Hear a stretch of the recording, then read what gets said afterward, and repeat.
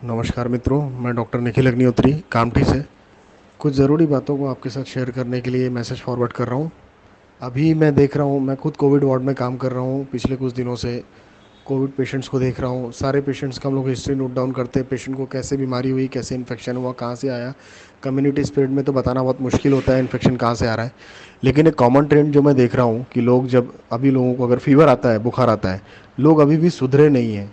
अभी भी पुराने ढर्रे पे चल रहे हैं। बुखार आने के बाद सबसे पहले 2-3 दिन आप घरेलू नुस्खा आजमाते हैं। घरेलू नुस्खे से काम नहीं हुआ, आप पैरासीटामॉल ये वो टैबलेट लेके अपने मन से खा रहे हैं। फिर उसके बाद आप नज़दीक के डॉक्टर को दिखा रहे हैं। नज़दीक के डॉक्टर कोई दवाई देता है बुखार की, सादा सर्दी बुखार समझ के। फिर वो ठीक नहीं होता 2-3 दिन बाद। फिर उसके बाद टेस्ट का दौर चलता है। कभी ब्लड टेस्ट, कभी यूरिन टेस्ट, कभी वही विडाल निकल जाता है। कोई मलेरिया, कोई डेंगू, कोई टाइफाइड कर रहा है। टाइफाइड पॉजिटिव आ जा रहा है कोइंसिडेंटली, और टाइफाइड की ट्रीटमेंट चालू हो रही है, उसमें और 3-4 दिन पास हो रहे हैं। मतलब कुल मिला के कैसे भी करके बस 8 से 10 दिन पास करना है। कोरोना नहीं है, कोरोना नहीं है, और कोरोना बोल नहीं है बोल बोल के अपनी आंख मूंद करना है। आपकी आंख बंद करने से क्या आंख बुझ जाएगी? ये इतने लोग क्या बेकार में मर रहे हैं?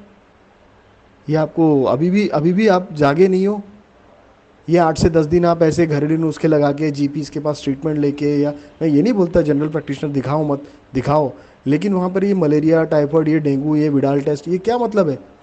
एपिडेमिक का टाइम है भाई। एपिडेमिक के टाइम दूसरा कोई इन्फेक्शन होता ही नहीं है। सिर्फ कोविड ही एग्जिस्टेंस में है अभी। बुखार आया, सीधा जाके पहले टेस्ट कराओ कोविड का और तुरंत ट्रीटमेंट चालू करो। क्या टाइम पास करते हो?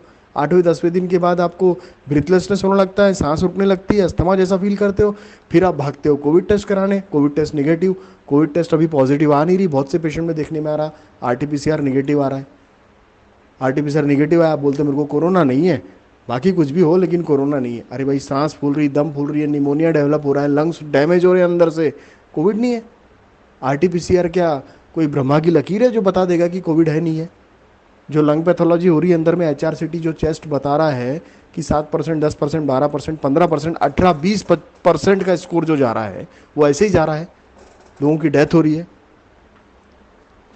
और उस समय आप जब भागते हो ना इमरजेंसी में, उस समय आपको ना तो बेड मिलता है, ना ऑक्सीजन मिलता है, ना ट्रीटमेंट मिलता है, ना डॉक्टर मिलता है।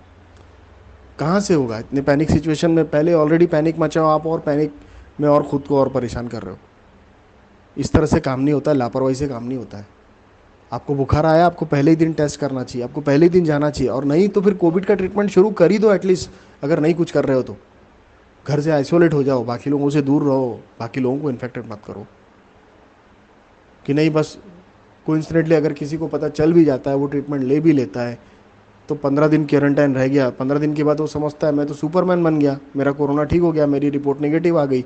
वो चल के इधर उधर गाँव में मस्त घूमता है। अरे भाई, जब तुम निगेटिव स्टेट में आते हो, वही स्टेट सबसे ज़्यादा इन्फेक्टिव स्टेट होती है। उसी समय सबसे ज़्यादा वायरसेस हमारी बॉडी से शेड ऑफ होते हैं, और वो वायरस हमारे आसपास के लोगों को जम के इन्फेक्ट करते हैं, क्योंकि उनने अपना कोर्स हमारी बॉडी पे पूरा कर लिया। 15 दिन का उनका खेल हो गया। अब हमारे को टाटा बाय बाय करके वो हमारे आसपास दूसरा होस्ट, कोई दूसरा शिकार ढूंढते हैं। और वो हमारे नज़दीक का ही कोई होता है, या तो हमारे घर का, या अपना दोस्त, या अपना रिश्तेदार, जिसको हम फ्री में इन्फेक्शन बांटते रहते हैं और बड़ी खुशी से बताते हैं कि मेरा तो निगेटिव आ गया हूँ, मैं निगेटिव हूँ। अरे भाई, तू निगेटिव, बाकी लोगों को पॉजिटिव कर रहा है। 20 दिन चैन से बैठ के टिका नहीं सकते एक जगह अपनी। ठेका लेके रखा सारे मार्केट में घूमने का। लोग खुद गलतियां कर रहे हैं और लोग खुद भुगत रहे हैं। सड़कों पे लाशें दिखेंगी, देखना। ये जो कई कई बॉडीज होती है जो एनएमसी देखती है, एनएमसी भी देखती है। पेपर सबसे बड़ा एविडेंस बन गया अभी समय।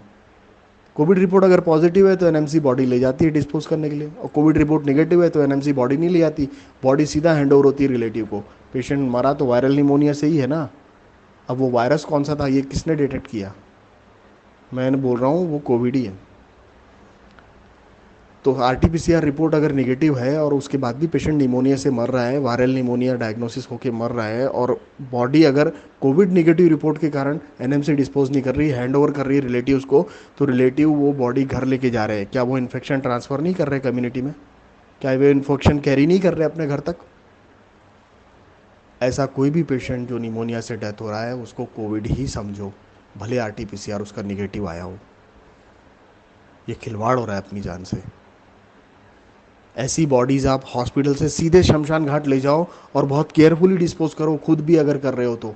मत ले जाओ घर पे उनको, मत लाओ ऐसी बॉडीज़ को घर पे। भले आपका कितना ही अजीज़ कितना ही करीबी हो, जज्बात एक तरफ है, बाकी ज़िंदगियाँ एक तरफ। एक अगर मर गया तो उसके पीछे सारा घर नहीं मार देना पड़ता। बहुत सावधान रहने की ज़रूरत है। ये सिचुएशन बहुत ख़राब हो गई है, हाथ से बाहर चले गए हालात। मेडिकल सिस्टम क्रैश हो रहा है, वेंटिलेटर नहीं है, बाईपेप नहीं है, ऑक्सीजन नहीं है, दवाइयाँ नहीं है, हॉस्पिटल में बेड नहीं है, डॉक्टर्स नहीं है, सब कम पड़ रहा है। इसके बाद और क्या सिचुएशन है, इतने भयानक और क्या, कल्पना भी नहीं कर सकते हम लोग क्या आएगा। अभी भी लोगों को सावधान होने की ज़रूरत है, बहुत ज़्यादा केयरफुल रहने की ज़रूरत है। कई लोग बोलते हैं वैक्सीन लिया मैंने, वैक्सीन लेने के बाद मैं पॉजिटिव आ गया, वैक्सीन ली तो मेरे को इन्फेक्शन हो गया, वैक्सीन लेने से कोरोना हो गया। ऐसा नहीं है। वैक्सीन का एक पर्टिकुलर डोज होता है, पर्टिकुलर कोर्स होता है, पर्टिकुलर टाइम ड्यूरेशन होता है। उस टाइम पीरियड के बाद ही वैक्सीन आपके बॉडी में एक्टिव होती है, उस टाइम पीरियड के बाद ही आपकी शरीर में एंटीबॉडीज़ बनते हैं। इन बिटवीन अगर आपको कोई इन्फेक्शन अपॉर्चुनिस्टिकली अगर कोविड का लग गया तो आप कोविड से आपकी हालत ख़राब होनी ही है। वैक्सीन लेने गया था और मेरे को इन्फेक्शन आपको लगा, वैक्सीन से नहीं लगा, मगर वैक्सीन लेने आप जहाँ गए थे वहाँ कम्युनिटी स्प्रेड की वजह से आपको इन्फेक्शन लग गया। कोई तो भी आया था जो नेगेटिव हो के आया था और फ्री में बांट के चला गया आपको। ये जो 15 दिन के क्वारंटाइन से निकल कर और फिर घूमने वाले जो लोग हैं ना कि मैं तो नेगेटिव हो गया, यही बहादुर हैं ये फैलाने वाले, और ऐसे ही लोग फैला रहे हैं इन्फेक्शन। जाने अनजाने कितने ही कैरियर्स हैं। अभी 50 से 60% लोग पॉपुलेशन में कैरियर का काम कर रहे हैं और इन्फेक्शन स्प्रेड कर रहे हैं। उनको खुद को भी नहीं पता कि मेरे को ये कोविड है, बिकॉज वो असिम्टोमेटिक है। ऐसे कई लोग हैं जो फैला रहे हैं। नए स्ट्रेन आ गए वायरस के। 12 घंटे में पेशेंट का जो सिटी का स्कोर है वो 2 से 12 पे चला जाता है, 12 से 22 पे चला जाता है 12 घंटे में। आप घर से लाते हो पेशेंट हॉस्पिटल में, पेशेंट अगले दिन सुबह पेशेंट की बॉडी निकलती है वहाँ से, और आप बड़े चीख चीख के हॉस्पिटल से लड़ते हो कि हम तो चलता फिरता लाए थे, 90 का सेचुरेशन था, 2 का सिटी स्कोर था, ऐसे कैसे मर गया। ये नया स्ट्रेन है भाई साहब, नया स्ट्रेन है। 12 घंटे में 80% लंग खा जाता है, डैमेज कर देता है, मौका नहीं देता संभलने का। कोई दवा काम नहीं करती, कोई वेंटिलेटर सपोर्ट नहीं करता।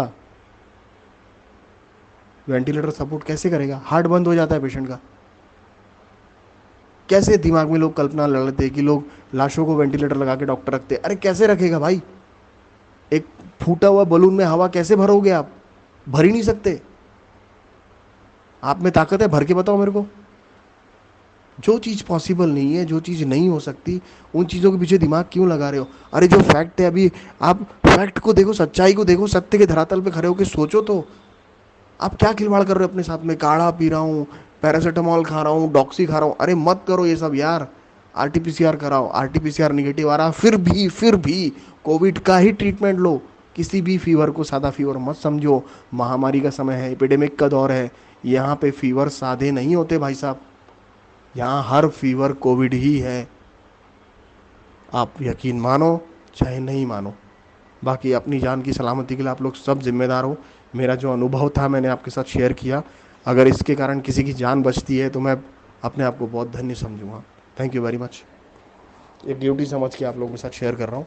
प्लीज़ आगे फॉरवर्ड करिए, सुनिए, कुछ सीखिए, समझिए इस मैसेज से। मेरे अगर मैं आपको सिखाने में सक्षम हुआ तो मैं बहुत खुद को धन्य समझूंगा। Thank you.